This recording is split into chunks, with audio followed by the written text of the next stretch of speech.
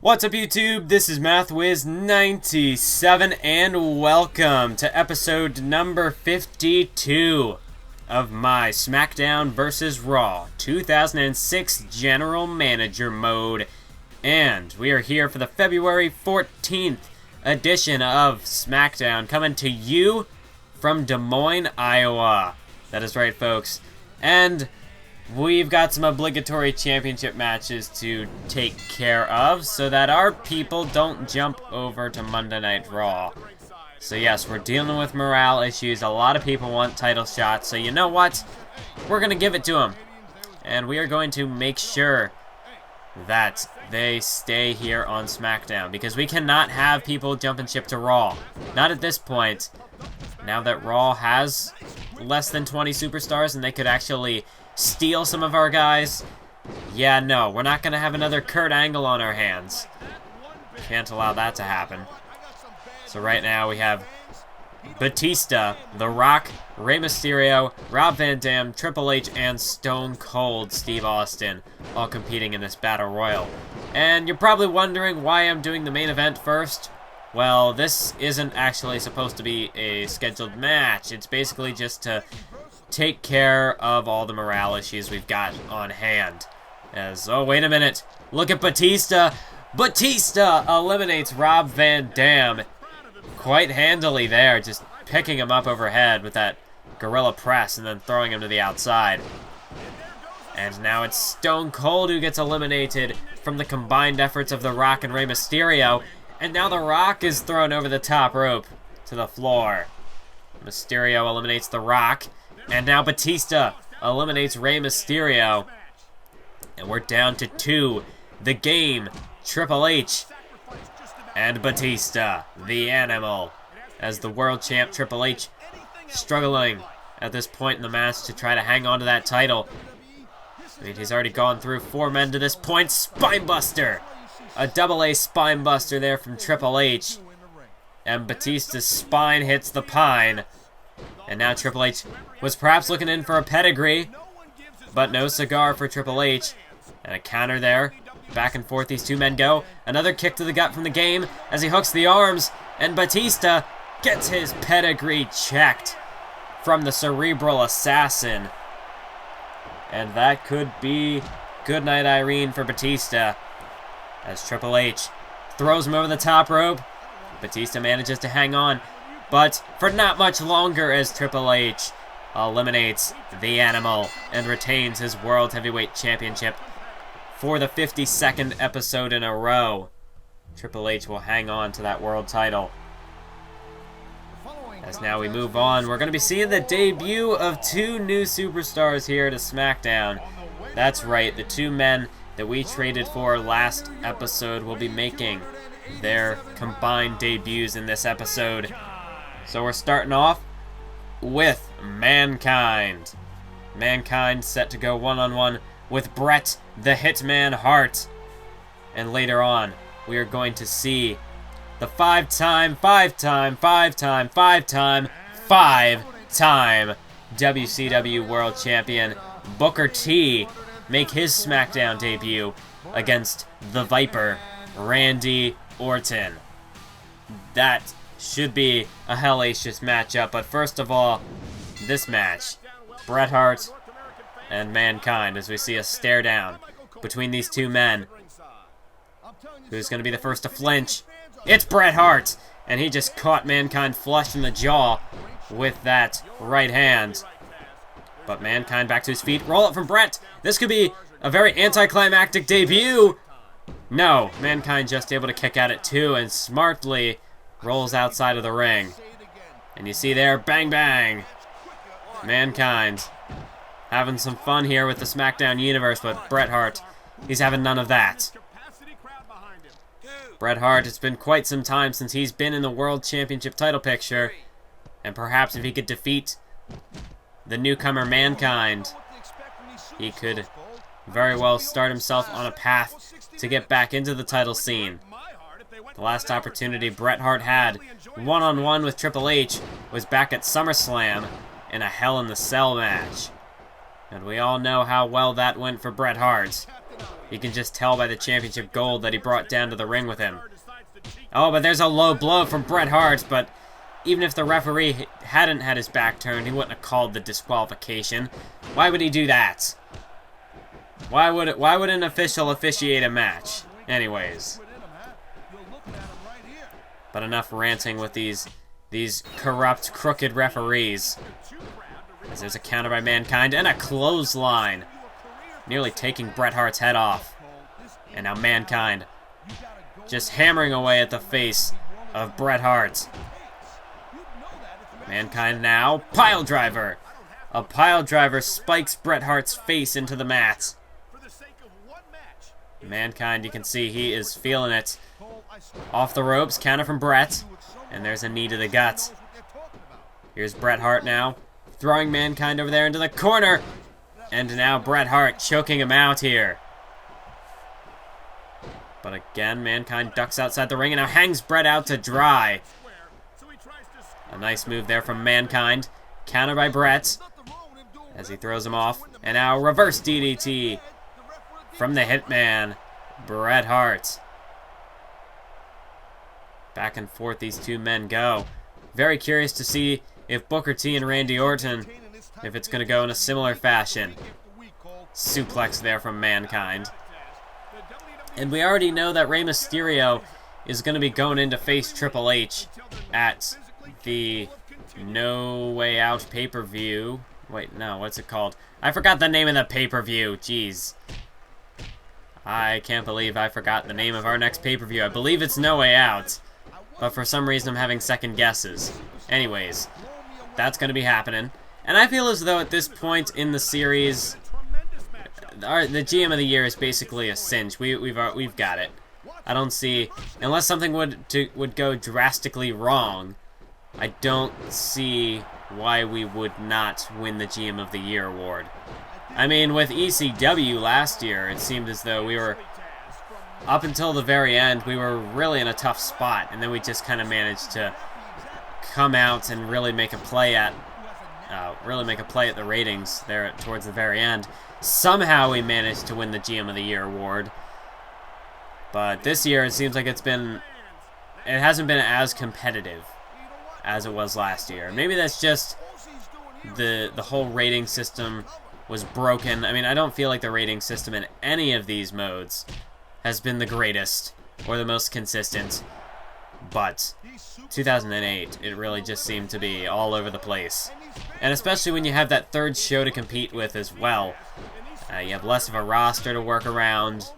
And it was really just, it was weird. It was all over the place. Although, I don't know, maybe, I don't know if I would ever go back and revisit a 2008 GM mode. Because with the first one I did, I had the injuries turned off. And morale might have even been turned off. I think I just played through it with the guys I had. Which isn't exactly, you know, that kind of takes away from what GM mode is. Some of the challenges you're supposed to face are potential superstar injuries, their morale issues. But then again, when you're just ECW, it's kind of tough to do all that as well when you only have one title. But, I don't know. I'd have to give that some more thought. I still have 07 to do yet. As Mankind's got Bret Hart in a sleeper hold here.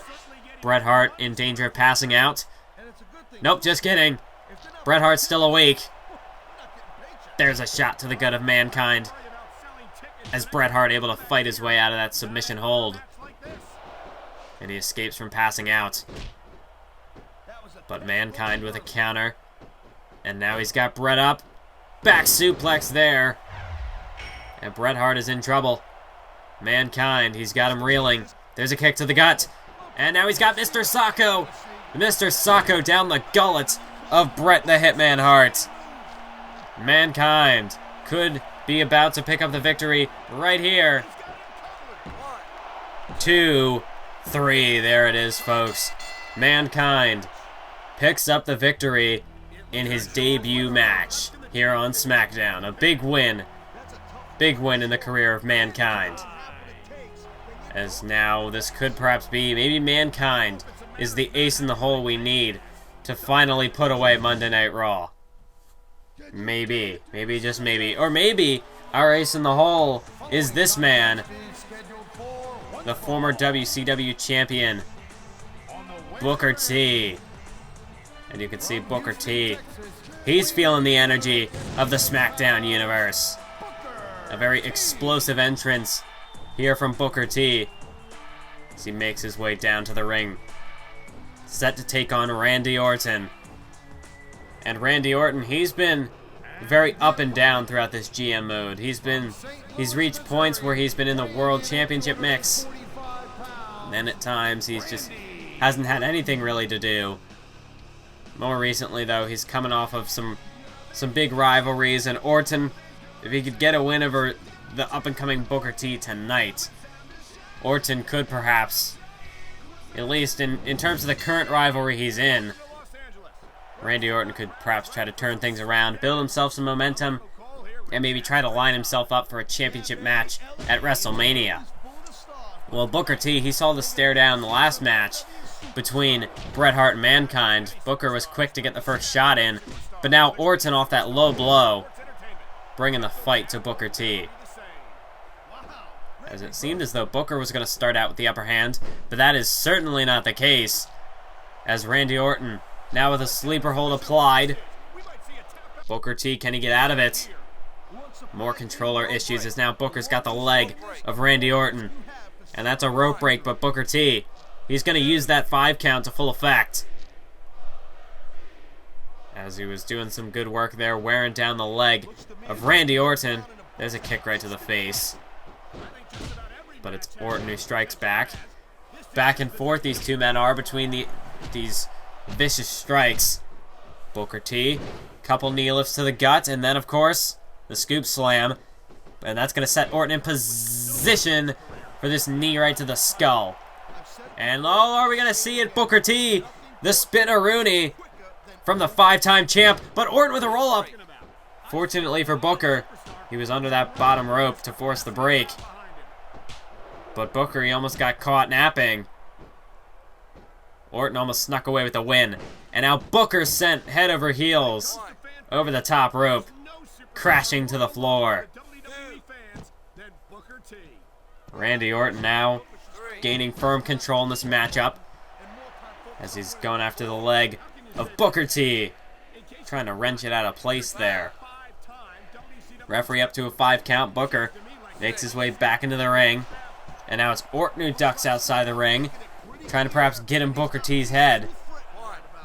Well, Booker T, he's not having it. To the top rope. Booker T with that amazing camera work. Booker T with a high-risk offense that I believe paid off. I don't know, I didn't really see it. There's Booker now with a kick to the face and another knee to the face as well. Booker T, he's really got Orton reeling. And now he hangs him out to dry. Booker T with a dazed Orton on his back. Suplex from Booker T. As now Booker T, I don't know where he's going, but there he goes off the ropes, misses the kick. And now he just knocks Orton down, just shoves him to the ground. Booker T. Now it's a roll-up from Booker. This time it's Orton who gets the rope break. Booker T trying to create some separation here. Drop kick, but he missed the mark. As now it's Randy Orton with a sidewalk slam. Now dragging Booker to the center of the ring. Randy Orton, another submission hold here, going to work this time on the arm of Booker T.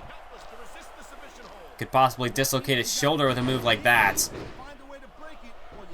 And Orton perhaps looking to go back to the... Nope. Not going for the leg. Instead, a kick to the gut. Almost looked like a low blow there, but even if it was, the referee wouldn't have called it. So not like it really matters. At this point, it's just a moot point to even bring that up. And there's a shot to the gut from Orton. As now he's got Booker. Reverse suplex. Sending Booker down on his face. And now a roll-up. This time, Booker nowhere near the ropes. Orton could catch him out here. Now a kick out by Booker at 2. And here's Booker with the kick to the gut. And now Booker T. Backbreaker there. And a beautiful panoramic camera shot there of that move. As Booker T now climbs to the top rope. Randy Orton back to his feet. Booker T. Well, that high-risk offense did not pay off on this occasion. Orton again ducking to the outside. As now both men. Well, I guess great minds think alike. Think alike. If I can even talk. Orton sent face first down to the floor. As here's Booker T. Counter from Orton. As the Viper slithers back inside the ring. Again, continuing to create space here. Another roll-up attempt.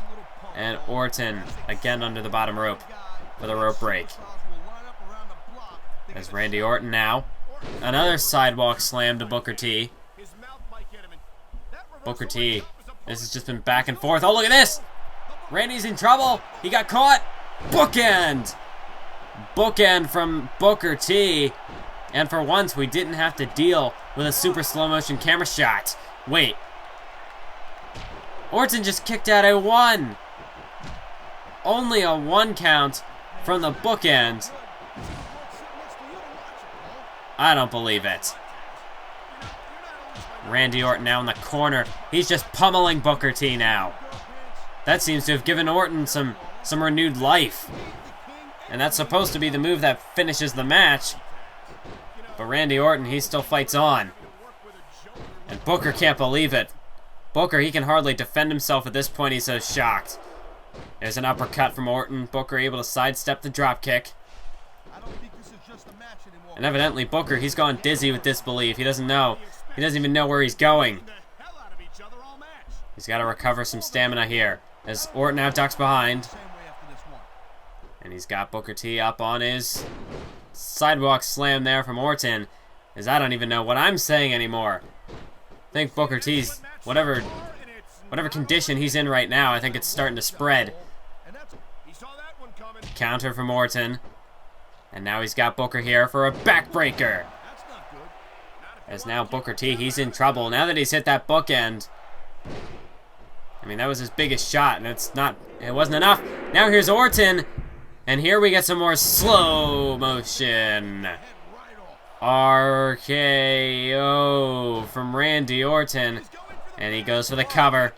2, 3. There you go, folks. The debut of Booker T, not quite as successful as Mankind's debut. And we did manage, with these new debuts, managing to score a plus 10,000 fan rating boost. So that's always nice. Also a new deal for Triple H. Really had to keep him up under lock and key.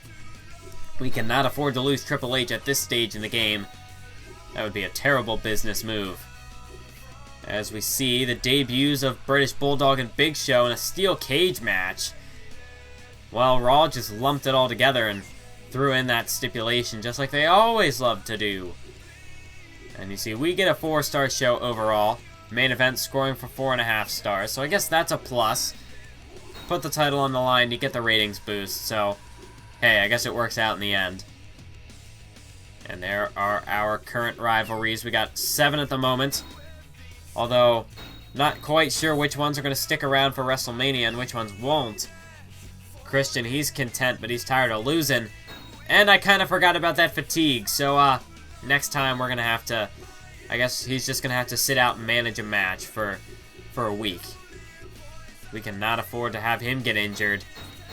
But I don't think I'm going to extend his contract just yet, because if he gets injured, then that's wasted money on my part. So I'm going to see how next week goes, and then I will look back into that contract of his.